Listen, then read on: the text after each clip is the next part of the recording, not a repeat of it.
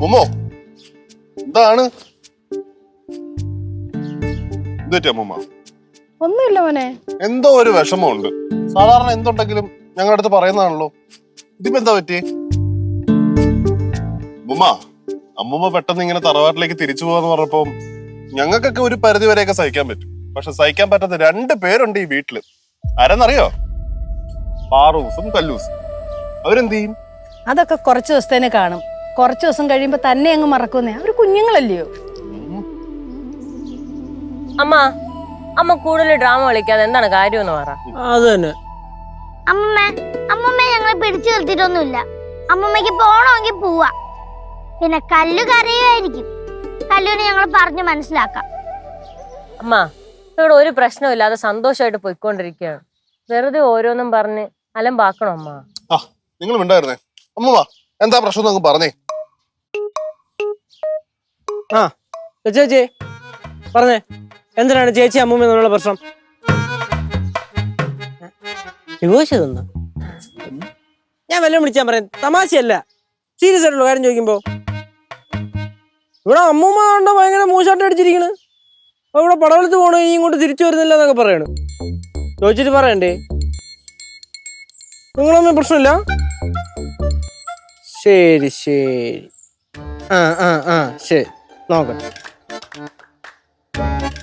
അമ്മ എന്താണെങ്കിലും പറ അമ്മൂമ്മ അങ്ങോട്ട് പറ. നിങ്ങൾ എങ്ങനെ എടുക്കുമെന്ന് എനിക്കറിയത്തില്ല. എന്നാലും ഞാൻ പറയാം. ഞാനേ രാവിലെ ഒരു സ്വപ്നം കണ്ടു. എന്ത് സ്വപ്നം? പടവലം വീട്. വീടാണെങ്കിൽ ഇങ്ങനെ ഒറ്റപ്പെട്ട് നിൽക്കുന്നു. ഒരു വല്ലാത്ത ഇരുട്ട്, കാറ്റിങ്ങനെ വീശുന്നുണ്ട്. എടാ, വീടിനും നമ്മളെ പോലെ ഏകാന്തതയും വിഷമവും സന്തോഷവും ഒക്കെ ഉണ്ടടാ. അവിടെ എന്തോ ഇങ്ങനെ ഒരു വല്ലാത്തൊരു മൂകത. ഒരു പക്ഷെ അപ്പൂപ്പന്റെ സാന്നിധ്യം അവിടെ ഉണ്ടാവും. അപ്പൂപ്പൻ എന്നെ ഇങ്ങനെ വിളിക്കുന്നത് പോലൊരു തോന്നല്. അമ്മ ഇങ്ങനെ ഓരോ സ്വപ്നം കണ്ടിട്ട് ഇല്ലാത്ത വ്യാഖ്യാനങ്ങളൊന്നും ഉണ്ടാക്കാതെ. വ്യാഖ്യാനങ്ങളൊന്നുമല്ല, എനിക്ക് തോന്നിയതാ. അതുകൊണ്ട് ഞാൻ എന്തായാലും പടവലത്ത് പോവും. കനകവും വരും. അത് ചിലപ്പോൾ നാളെ രാവിലെ തന്നെ പോവും. ഒരു കാര്യം ചെയ്യാം, അമ്മൂമ്മയുടെ ഒരു സമാധാനത്തിന് വേണ്ടിയിട്ട് നമുക്ക് അവിടെ നമ്മുടെ മറ്റേ പാവൂരുള്ള മറ്റേ ജോത്സ്യരുണ്ടല്ലോ, കുട്ടികൃഷ്ണൻ ജോത്സ്യല്, പുള്ളിയെ പോയെന്ന് കണ്ടൊരു പ്രശ്നമൊക്കെ വെപ്പിക്കാം. അപ്പം അമ്മൂമ്മയ്ക്കൊരു സമാധാനമാവുമല്ലോ. ആരെ വേണമെങ്കിൽ വിളിക്കുവോ കാണുവോ പോവോ എന്താന്ന് വെച്ചാൽ ചെയ്തോ. പക്ഷെ ഞാൻ പടവലത്ത് പോകുമെന്ന് പറഞ്ഞാൽ പോവും.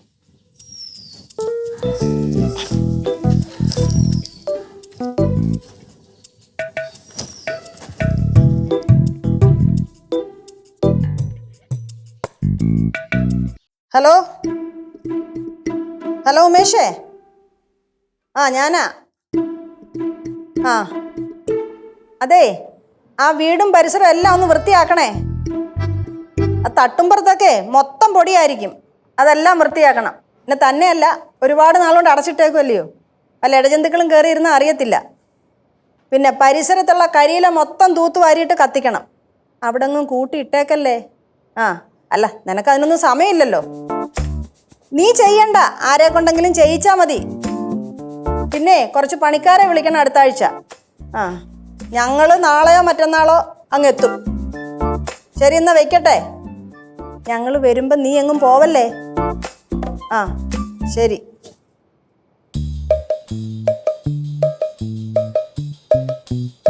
அம்மா, എന്താ அம்மா நீங்க படவலத்துல போறதுக்கு இவங்களெல்லாம் ரொம்ப வருத்தமா இருக்காம்.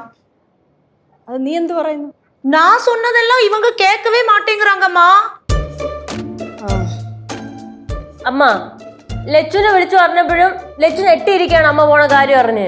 ലച്ചു എന്തിനാ ഞെട്ടുന്നേ? ഓ, ഞെട്ടിയതിന്റെ കാര്യം എനിക്ക് എന്താന്ന് മനസ്സിലായി.